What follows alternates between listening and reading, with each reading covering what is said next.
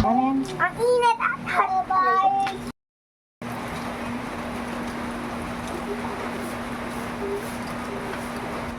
Kimi ba? Ako na. Kimi.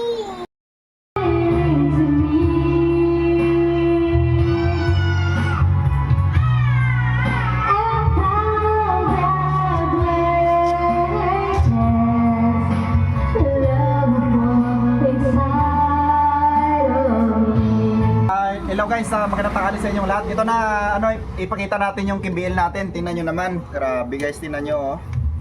Grabe sa mga Ilonggo diyan, grabe talagang makaka-relate nito guys sa sa luto na to. Tingnan nyo kung gaano kasarap oh. Ganyan yung itsura niya guys. Ito yung kadyos niya sa ilalim. Ito yung nagpapa ng sabaw natin, napakulay ng sabaw natin. Tapos naglagay lang ako diyan ng ng pechay. Ano lang to guys, optional lang to na yung pechay.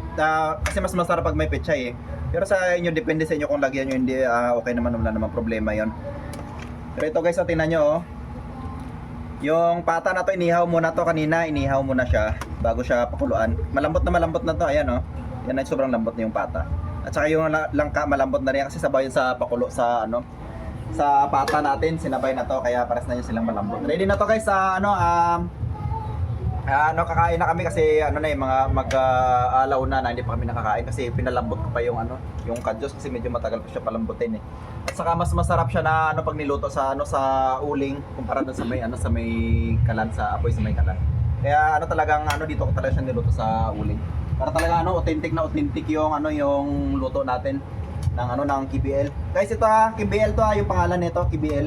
Ibig sabihin ng KBL yung kadyos at saka yung kadyos at saka yung baboy at saka yung yung langka.